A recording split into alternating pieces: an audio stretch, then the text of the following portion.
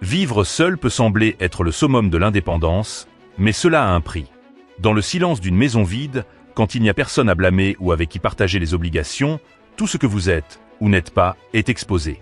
Dans cette zone de liberté, des erreurs silencieuses fleurissent, sapant votre énergie, votre clarté, et même votre volonté de continuer à apprendre. Comprenez-vous vraiment comment bien vivre avec vous-même? Et, dans quelle mesure votre indépendance est-elle confondue avec une négligence dissimulée? La solution peut être plus complexe qu'elle n'y paraît. Parce que ce n'est pas seulement une question de garder la maison propre ou de payer les factures à temps, c'est une question de la façon dont vous gérez votre propre existence lorsque le monde extérieur se tait et que tout ce que vous avez, c'est votre routine. C'est là que commence le véritable chemin vers la maîtrise de soi. La philosophie stoïcienne dit que tout ce qui est sous notre contrôle doit être cultivé avec soin et discipline. Il n'y a pas de meilleur endroit pour commencer que dans la vie ordinaire. Quand vous vivez seul, chaque décision, aussi minime soit-elle, devient un reflet de votre personnalité. La façon dont vous prenez soin de votre lieu, de votre corps, de votre temps et de votre esprit en dit plus sur vous que 1000 mots ne pourraient le faire. Les erreurs les plus courantes, et souvent indétectables, commencent dans cet environnement. Et si vous n'y prenez pas garde, vous pourriez passer des années à répéter des schémas qui vous empêchent de vivre la vie que vous désirez. Alors, avant d'aller plus loin, si cette forme de pensée vous a déjà incité à réfléchir à quoi que ce soit dans votre vie, veuillez envisager de vous abonner à notre chaîne. Ici, nous plongeons profondément dans des informations destinées à être utilisées et à se développer, plutôt qu'à être simplement entendues. Maintenant, examinons les erreurs que vous pourriez commettre sans même vous en rendre compte. La façon dont vous prenez soin de votre maison est plus qu'un simple choix esthétique. C'est un reflet de votre état mental. Lorsque votre environnement devient un champ de bataille de vaisselle sale, de vêtements éparpillés et de documents froissés, il est difficile de rester calme. Le chaos qui vous entoure, peu importe à quel point il semble insignifiant, s'infiltre silencieusement dans vos pensées, déforme votre sens de l'ordre et épuise votre vitalité. Avez-vous déjà essayé de commencer une journée productive avec votre chambre en désordre complet? Ou préparer un dîner sur un plan de travail encombré de vaisselle? Dans ces cas-là, le tumulte extérieur contamine votre capacité à vous concentrer, alimente la procrastination et crée un sentiment constant de retard. Même si vous êtes officiellement dans les temps. Ignorer l'espace conduit à ignorer le temps. Et, avec le temps, cela influence la façon dont vous vous percevez. Les stoïciens voyaient le monde extérieur comme un miroir de l'âme. Cela s'applique également à votre maison. Un lieu de travail propre, organisé et efficace n'a pas besoin d'être parfait. Néanmoins, il doit être intentionnel. Parce que prendre soin de votre maison réaffirme votre engagement envers vous-même, envers votre bien-être, votre clarté et votre valeur. Épictète a un jour remarqué: ce qui vous arrive n'a pas d'importance, c'est la façon dont vous réagissez qui compte. Réagir au chaos avec ordre est un acte de force personnelle. Cela ne doit pas être radical. Commencez par une petite victoire. Ranger un tiroir, nettoyer une table, ou consacrer 10 minutes chaque jour à mettre quelque chose en ordre. Malgré leur simplicité, ces actions génèrent une boucle positive. À chaque pas, vous avez l'impression de reprendre le contrôle. Et quand vous prenez le contrôle de votre espace, il devient plus simple de gérer vos idées, aspirations et votre vie dans son ensemble. Vivre seul, ce n'est pas s'adapter au chaos, mais faire de votre maison un miroir de votre clarté. Si vous désirez un esprit serein, établissez une atmosphère qui favorise la tranquillité. L'ordre extérieur est un chemin direct vers l'harmonie intérieure. Et parfois, tout ce dont vous avez besoin pour améliorer votre état mental, c'est de ranger votre bureau. Quand on vit seul, la cuisine devient souvent un point de passage. Une section fonctionnelle où tout peut être inventé pour satisfaire la faim. Le temps est limité, les appétits sont éphémères, et l'attrait de l'option la plus simple, une boîte, une livraison, une collation, l'emporte presque toujours. Cependant, ce qui semble être un choix occasionnel, lorsqu'il est répété, se transforme en une habitude nuisible. Pire encore, c'est un symptôme silencieux de négligence de soi. Avez-vous déjà observé comment un corps bien nourri réagit au cours de la journée? La pensée ralentit, l'énergie s'épuise rapidement, et les sautes d'humeur se produisent. C'est comme alimenter une voiture avec le mauvais carburant. Elle roule un moment mais ne fonctionne jamais bien. La différence est que l'automobile finit par s'arrêter. Le corps continue de fonctionner, même par à-coups et sans force, jusqu'à ce qu'un jour il exige un paiement sous forme de maladie, de fatigue ou de perte d'esprit. La perspective stoïque du corps est simple. C'est un véhicule pour que l'âme fonctionne dans l'univers. Et si l'instrument est affaibli, l'action est restreinte. Sénèque a remarqué que nous devrions traiter nos corps comme des serviteurs dévoués, avec respect et retenue, car ce sont eux qui nous permettent d'agir, de penser et de progresser. La nutrition n'est pas un caprice. C'est une démonstration de soin, de présence et de maîtrise de soi. Cela ne signifie pas être restreint à des régimes stricts ou à des formules magiques. Cela signifie simplement manger attentivement. Préparez votre propre dîner en utilisant des ingrédients authentiques, vifs et brillants. Transformez l'acte de manger en un geste de respect, non pas pour le corps lui-même, mais pour ce qu'il représente. Sa fondation, son transport et son habitation la plus personnelle. Manger sainement est une manière subtile de dire « je me soucie de toi ». Dans la solitude de l'habitude, il est facile de tomber dans le piège de manger par diversion ou par précipitation. S'arrêter et prendre soin de ce que vous mettez dans votre assiette. Cependant, sert de rappel que vous avez le contrôle. Et cela, à son tour, change tout. Le soin de soi commence à la table, pas dans le miroir. Au début, la solitude de vivre seul peut sembler idyllique. Il n'y aura ni interruption ni bruit extérieur, et tout sera fait à votre manière et selon votre emploi du temps. Cependant, au fil des jours, ce silence prend un poids inhabituel. Ce qui était autrefois un soulagement est maintenant une absence. Et l'absence prolongée mène à la solitude. Celle qui ne crie pas mais qui corrode lentement. Il est facile de supposer que la solitude démontre de la force. La capacité à être autonome est le sommet de l'âge adulte. Mais sommes-nous vraiment prêts à maintenir notre autonomie aussi longtemps? Pouvons-nous maintenir l'étincelle qui nous lie au monde brûlant jour après jour, sans échanger de mots, sans voir, ni écouter? La solution se trouve souvent dans le quotidien, plutôt que dans les occasions spectaculaires. Petit déjeuner sans discussion. En fin d'après-midi, en solitude. Un dimanche, quand personne n'attend. Les stoïciens reconnaissaient la nécessité à la fois de la solitude et de la communauté. Marc Aurèle, malgré son statut d'empereur, a déclaré dans ses méditations que les humains étaient conçus pour collaborer, tout comme les pieds sont nés pour marcher ensemble. Vivre seul ne signifie pas être seul. C'est apprendre à chérir sa propre compagnie tout en se rappelant que nous avons, en fait, besoin des autres. Non pas par dépendance, mais pour notre intégrité. Des conversations simples et des rencontres spontanées nous rappellent que nous ne sommes pas seuls au monde. Même si vous respectez votre individualisme, vous devez comprendre qu'aucun intellect ne s'épanouit dans l'isolement. Une solitude excessive déforme les croyances, exacerbe les inquiétudes et réduit l'empathie. Progressivement, le monde intérieur devient si dense que toute tentative d'intimité ressemble à une invasion. Par conséquent, cherchez la présence. Pas nécessairement une foule, mais plutôt un contact. Un bon matin chaleureux au portier. J'ai pris un café avec un vieux pote. Un appel surprise à quelqu'un que vous admirez. Ce sont des actions simples qui rafraîchissent un sentiment de connexion, nous rappellent notre nature sociale et soulignent la nécessité de garder le cœur en mouvement même lorsque la porte est fermée de l'intérieur. Vivre seul est un article. Cependant, personne n'évolue seul dans le monde. La véritable force vient de la compréhension de quand laisser de la place aux autres et d'apprécier la beauté de cela. Vivre seul crée une fausse illusion d'indépendance totale, surtout pendant le sommeil. Sans personne pour imposer des routines ou fixer des limites, les nuits durent plus longtemps qu'elles ne le devraient. Encore une série, un défilement sans fin sur mon téléphone, une distraction aléatoire. Quand vous vous en rendez compte, il est déjà bien après minuit. Se réveiller le lendemain devient difficile. Le corps traîne et l'esprit bâille. Néanmoins, le cycle se répète. Parce qu'en l'absence de structure, la fatigue devient une partie du mobilier. Le manque de sommeil des périlleux. Elle n'arrive pas avec fracas, mais s'infiltre plutôt dans les moindres détails. Une irritabilité injustifiée, l'oubli des choses basiques et des difficultés à prendre des décisions. Chaque heure de mauvais sommeil est une dette que le corps accumule avec intérêt. L'aspect le plus dangereux est que nous apprenons à vivre avec ce fardeau, comme si être épuisé était normal. Mais ce n'est pas le cas.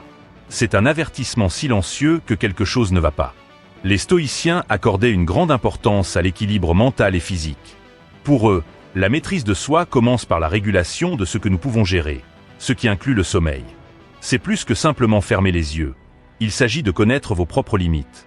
Comprenez que le repos n'est pas un signe de faiblesse, mais plutôt une préparation à l'activité. Comme l'a dit Épictète, nul n'est libre s'il n'est maître de lui-même. Mais comment peut-on être maître de soi-même lorsque le corps s'effondre et que l'esprit n'a pas le temps de respirer? Créer un horaire de sommeil nécessite de la discipline personnelle. De plus, c'est un acte de respect de soi. Établir une heure de coucher régulière, minimiser la stimulation artificielle avant de dormir et maintenir l'atmosphère de la chambre comme un temple de récupération. Ce sont des routines faciles qui améliorent l'humeur, la clarté et même l'estime de soi. Parce qu'un corps reposé pense plus clairement, ressent plus profondément et agit plus précisément. Vivre seul vous permet de décider ce que vous voulez faire de vos nuits. Mais c'est exactement là que réside la lutte. faire ce qui est juste même quand personne ne regarde. Dormir paisiblement est l'une de ces options. Pas parce que c'est confortable, mais parce que c'est nécessaire. Après tout, un intellect puissant nécessite un corps éveillé pour le maintenir. Il y a un danger subtil à vivre seul. L'illusion que vous pouvez faire tout ce que vous voulez, quand vous le voulez, sans avoir à rendre de compte à personne. Au début, cette notion semble séduisante. Se réveiller sans horaire, travailler quand on veut, et manger quand on veut. Cependant, cette liberté sans but finit par devenir un fardeau. Parce que sans structure, chaque jour ressemble à une répétition du précédent. Et pourtant, rien ne se développe vraiment. L'improvisation peut être efficace pendant un certain temps, mais elle nécessite de l'énergie. Chaque matin, vous devez choisir quoi faire, comment le faire et quand commencer. Il n'y a pas de piste. Et vivre de cette manière, c'est comme naviguer en mer ouverte sans boussole. On erre sans but. La frustración aumenta progressivement. Vous avez l'impression d'être constamment occupé, mais rien n'est accompli. La productivité devient un mythe lointain. Épictète a affirmé que la véritable liberté découle de la discipline. De cette manière, la structure fonctionne comme un guide plutôt qu'une prison. Créer une routine, aussi petite soit-elle, confirme que votre vie a une direction. C'est se rappeler qu'il y a quelque chose de plus grand que votre inclination actuelle. Planifier le lendemain, attribuer 3 tâches principales et organiser le lieu de travail sont toutes des étapes mineures mais efficaces. Ils transforment le chaos en clarté. Le plus intéressant, c'est que plus vous gérez votre routine, plus vous avez de place pour ce qui est vraiment important. Parce que ce n'est pas le manque de temps qui cause la paralysie, mais le manque d'organisation. Quand tout semble urgent, rien n'est une priorité. Cependant, lorsqu'il y a une ligne distincte, vous savez où diriger votre énergie, et cela produit davantage. La philosophie stoïcienne prône une vie avec un but, plutôt que régimentée. Vivre seul est une invitation quotidienne à pratiquer l'autogestion. Quand vous choisissez de vous structurer, même quand personne ne regarde, vous montrez au monde, et à vous-même, que vous êtes sérieux au sujet de votre vie. Et cela change tout. Parce qu'avant tout, vivre avec un but démontre le respect de soi. Réveillez-vous, accomplissez les fondamentaux, respectez le strict minimum des engagements, occupez le temps avec des distractions, dormez, puis répétez le processus le lendemain. Beaucoup de gens qui vivent seuls acquièrent un schéma tranquille de simplement vivre sans se demander pourquoi. Aux yeux des autres, tout semble normal. L'individu travaille, paie ses factures et s'en sort. Cependant, quelque chose à l'intérieur ne va pas. Cela n'a pas de sens. Manque de direction. Cela ne peut pas être résolu par des tâches supplémentaires ou de nouveaux objectifs externes. C'est un dilemme de l'intérieur vers l'extérieur. Vous êtes-vous déjà demandé pourquoi vous faites ce que vous faites ? Avez-vous déjà pris un moment pour réfléchir si la façon dont vous vivez vous rapproche de la personne que vous voulez être ? Parce que sans un objectif pour guider les activités, même la réussite devient fatigante. La vie devient un scénario automatisé dans lequel vous réagissez plus que vous n'agissez, et les jours passent sans laisser de traces. Le pire aspect est que l'absence de but ne crie pas. Au contraire, elle étouffe progressivement votre volonté de progresser. Les stoïciens ne considéraient pas le but comme vaste et inatteignable. Pour eux, l'objectif était de vivre vertueusement, ce qui signifiait aligner leur comportement avec leurs plus grands idéaux. Selon Sénèque, la vie, si elle est bien vécue, est assez longue. Cela implique que le but est une manière de marcher plutôt qu'une destination ultime. On peut le trouver dans quelque chose d'aussi simple que de prêter attention en cuisinant, d'apprendre une nouvelle compétence, de prendre soin de son corps ou d'aider les autres. Ce qui compte, c'est que cela vous touche et vous relie à quelque chose de plus que le confort immédiat. Vivre seul exige beaucoup plus de clarté à cet égard. Parce qu'il n'y a personne pour vous surveiller, le risque de vivre en pilote automatique augmente. C'est pourquoi il est crucial de trouver une raison, aussi petite soit-elle, de se lever du lit avec un but. Cela ne doit pas être une quête épique. Il suffit que ce soit quelque chose qui vous fasse sentir que votre temps est bien utilisé. Quelque chose dont vous êtes fier, même si personne ne le remarque. Et quand vous découvrez cela, tout change. Les devoirs prennent un « pourquoi », les jours prennent du poids, et même l'épuisement commence à avoir le goût de l'accomplissement. Vivre avec un but ne signifie pas avoir toutes les réponses. Cela pose les bonnes questions chaque jour. L'une des questions les plus puissantes est « que puis-je faire aujourd'hui qui aura du sens dans 5 ans ?» Dans l'isolement de l'habitude, le corps est parfois le premier à être négligé. Après tout, quand personne ne regarde, le désir de bouger semble disparaître. Les jours passent à l'intérieur de la maison, les jambes s'habituent à ne pas marcher, les épaules se courbent avec le temps, et le miroir n'est plus utilisé, non par oubli, mais parce qu'il est inconfortable. Un mode de vie sédentaire devient progressivement la règle plutôt que l'exception. Et, une fois que vous le savez, Ce n'est pas seulement votre corps qui est inerte. Votre esprit l'est aussi. L'erreur ici n'est pas simplement un manque d'activité physique, mais aussi un manque de préoccupation pour ce qui vous fait avancer chaque jour. Votre corps est votre seule résidence permanente. Et le négliger, c'est comme laisser se dégrader les fondations de tout ce que vous faites. Une fatigue constante, des difficultés de concentration et de l'irritabilité sans raison apparente sont souvent les symptômes d'un corps qui a cessé d'être écouté, plutôt que du stress ou d'un manque de temps. La philosophie stoïque nous dit de cultiver ce que nous pouvons contrôler. Le corps, avec toutes ses limites et possibilités, est l'une de ces régions. Marc Aurèle nous a exhortés dans ses réflexions à rechercher la force spirituelle plutôt que les plaisirs éphémères. Et l'exercice physique est l'une des méthodes les plus pratiques pour acquérir cette force. Il ne s'agit pas seulement de santé ou d'apparence. Il s'agit aussi de maîtrise de soi, de clarté et de respect. Vous n'avez pas besoin de devenir un athlète. Commencez par de petits succès, comme 10 minutes de marche, des étirements ou une visite au magasin. L'étape cruciale est d'interrompre le cycle de l'inertie. Parce que plus vous bougez, plus vous comprenez que le corps et l'esprit sont inextricablement liés. Le mouvement du corps libère les idées, soulage les angoisses et ravive la vitalité que le confort excessif avait ensevelie. Prendre soin de son corps est une forme de résistance à l'indifférence. Et dans une vie où personne n'attend de vous que vous le fassiez, vous devez prendre l'engagement seul. Après tout, comment pouvez-vous commander le monde si vous ne pouvez même pas contrôler votre propre corps? Et comment pouvez-vous espérer de la clarté quand votre machine principale est bloquée? Bouger est plus qu'un simple besoin physiologique. C'est une décision de vivre pleinement. Beaucoup de gens qui vivent seuls ont la fausse sensation qu'il n'est pas nécessaire de changer puisque tout semble être sous contrôle. Le temps passe, les jours se répètent et les choses sont faites. Il n'y a pas de grandes difficultés ni d'obstacles. Cependant, la facilité continue, si elle n'est pas propulsée par une activité intérieure, devient un piège. Parce que cesser de croître n'est pas la même chose que trouver la sérénité. La véritable paix émerge de la croissance. De l'autre côté, l'absence de développement commence à étouffer avec le temps, même en l'absence de bruit. Avez-vous déjà eu l'impression de tout faire correctement tout en sentant que quelque chose n'allait pas? Que les jours passent, mais que vous restez au même endroit. Cette émotion ne vient pas d'un manque d'objectifs, mais d'un manque de progrès tangible. L'être humain n'a pas été créé pour simplement survivre. Il est né pour étendre ses pensées, ses perspectives et ses talents. Quand tu arrêtes d'apprendre, tu ne t'adaptes pas. Quand vous arrêtez de vous adapter, vous commencez à vous sentir submergé par le temps. Pour les stoïciens, l'apprentissage était un processus continu. Épictète a déclaré que « nul n'est libre s'il n'a pas appris à se maîtriser » et que la maîtrise ne peut être atteinte que par un développement mental quotidien. Il ne s'agit pas de collectionner des diplômes ou de suivre des formules, mais vivre avec la volonté de remettre en question, de revisiter les certitudes, d'examiner ses propres convictions et de se demander « est-ce que cela me sert encore ?» Cette curiosité est ce qui nous garde vivants à l'intérieur.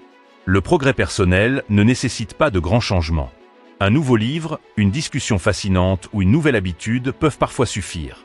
Quelque chose qui perturbe le flux automatique et vous rappelle que vous êtes encore un travail en cours. Parce qu'au fond, l'esprit qui se contente cesse de percevoir son propre potentiel. Elle commence à accepter moins que ce qu'elle mérite. Non pas parce qu'elle manque de rêve, mais parce qu'elle a perdu foi en sa capacité à changer. Quand on vit seul, le risque est nettement plus élevé. Personne ne remarquera si vous restez immobile. Personne ne te posera de questions difficiles. C'est pourquoi la motivation à évoluer doit venir de l'intérieur. Elle doit être nourrie comme une flamme inextinguible. Après tout, si vous n'investissez pas dans votre propre changement, qui le fera? Et quel type de vie crées-tu si tu ne te permets même pas de te développer?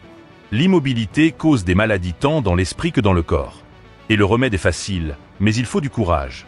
Ne soyez jamais satisfait de ce que vous savez actuellement et cherchez continuellement le niveau suivant de vous-même. Vous vous réveillez, et la première chose que vous faites est de vérifier votre téléphone.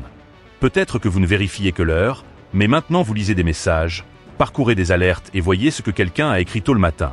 Quand vous vous en rendez compte, les premières minutes de la journée, qui devraient être les vôtres, ont déjà été données au monde extérieur. Et c'est ainsi qu'un schéma commence, dans lequel la technologie prend tranquillement le volant. Pas parce qu'il y a un problème, mais parce que vous avez cessé de conduire. Vivre seul pourrait aggraver le cycle. Avec plus de temps libre et moins d'interactions en face à face, le téléphone portable, la télévision et l'ordinateur. Tout devient une corporation. Cependant, ce qui était censé être un outil est devenu un refuge. Le voyage du refuge à la dépendance est rapide. Le temps passe, l'esprit fragmenté et le silence, celui qui pourrait être utilisé pour contempler, réfléchir ou créer, est remplacée par une stimulation continue, des sons vides et des distractions sans fin. Les stoïciens mettaient l'accent sur la présence absolue dans tout ce que l'on entreprend. Marc Aurèle a dit « Ne laissez pas l'avenir vous troubler ». Vous le confronterez, si nécessaire, avec les mêmes armes rationnelles qui vous protègent du présent. Et comment pouvez-vous atteindre cette raison, cette clarté, si votre esprit est toujours ailleurs? S'il n'est jamais vraiment présent dans l'instant parce qu'il est préoccupé par la prochaine notification, vidéo ou mise à jour. La technologie n'est pas intrinsèquement hostile. C'est un outil formidable pour apprendre, produire et se connecter. La difficulté survient lorsqu'il occupe tout l'espace disponible. Quand tu ne peux pas dîner sans voir quoi que ce soit à la télévision. Quand la douche se transforme en podcast automatisé. Quand le moment de repos devient un défilement sans fin. Parce que cela génère une mentalité incapable de s'arrêter. Sans pause, il n'y a pas de profondeur. Seulement de la vitesse. C'est juste épuisant. Juste une distraction. Récupérer son attention est un acte révolutionnaire. Commencez petit, un moment chaque jour sans écran. Un diner en silence. Une promenade en regardant le ciel plutôt que l'écran. Redéfinissez vos espaces de vie. La chambre est pour dormir, pas pour lire le fil d'actualité.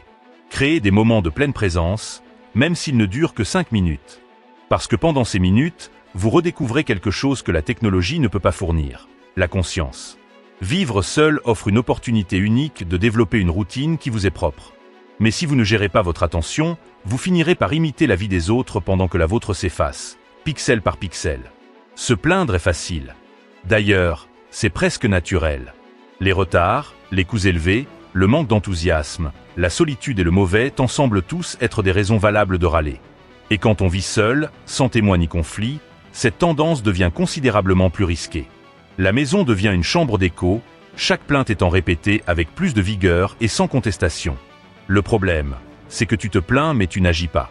Et rien ne change à moins que tu n'agisses. Avez-vous déjà remarqué que, bien que cela semble libérateur, se plaindre ne fait que vous sentir encore plus mal? Cela ne résout, ne clarifie, ni ne construit. Cela ne fait que perpétuer le sentiment que la vie échappe à votre contrôle. Cette histoire devient progressivement une identité. Tu cesses d'être le protagoniste et deviens la victime. Mais victime de quoi? Par hasard? Des circonstances?